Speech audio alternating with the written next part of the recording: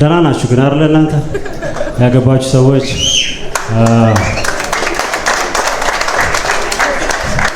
ስንፈተ ወሲብ የብዙ ባለትዳሮች ችግር እንደሆነ ሰምቻለሁ።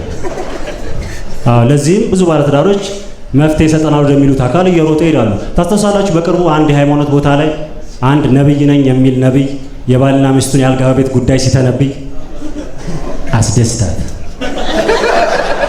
አንተ አይደለም አንተማ የበቆለ ተበላ።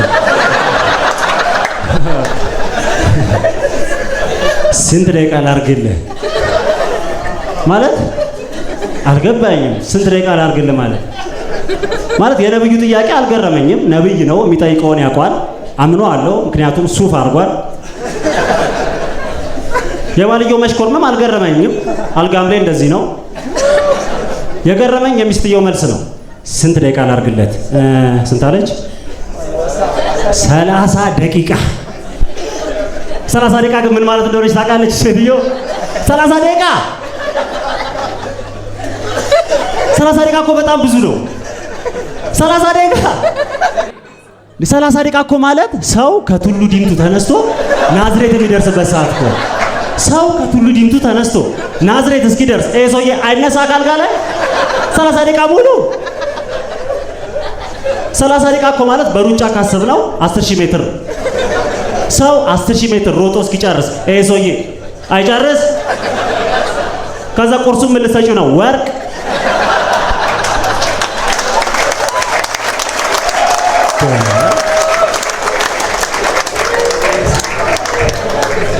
የ100 ሜትር ሯጭን 27 ዙር ማስሮጥ ተገቢ ነው?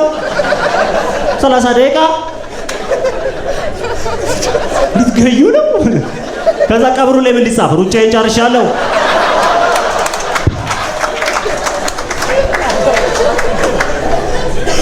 ትዳር ጥሩ እንዲሆን ባልም ሚስትም ጥረት ያደርጋሉ። ደስ ይላል። አሁን በተለይ ሚስቶች ጂም መስራት ጀምረዋል አይደለም? ሚስቶች እስቲ ጂም የምትሰሩ ሴቶች አላችሁ እዚህ ውስጥ? ጸጥ። ነገር ግን ብዙ ጊዜ ባሎች ሚስቶቻቸው ጂም ሄደው እንዲሰሩ አይፈቅዱም። ምክንያቱም ጂም ከሚያሰራ ወንድ ጋር ልትባልግብኝ ትችላለች ብሎ በመስጋት ነው። ልክ ነኝ አይደል? አለች። ጂም የሚያሰሩ ወንዶች ግን የሰለጠኑ ባለሙያዎች ናቸው። የሚያሰሩት ነገር ብልግና አይደለም። ምናልባት ሚስት ሰውነቴን እቀንሳለሁ ብላ ጂም ገብታ ለውጡ ከጊዜም በኋላ ካልታየ የባሎች ምክንያት ትክክል ነው። የመጀመሪያ ወር ያያታል፣ አትቀንስም። ሁለተኛ ወር ያያታል፣ አትቀንስም። ሶስተኛ ወር ያው ነው። ምናልባት በአራት በአምስተኛ ወር ላይ ሊቀንስ ይችላል ለአንተ ያላት ፍቅር። ምክንያቱም አንተ ቦርጫ ብለህ ጂም ከሚያሰራ ወንድ ፍቅር ባይዛትም ከስፖርቱ ፍቅር ይዛታል።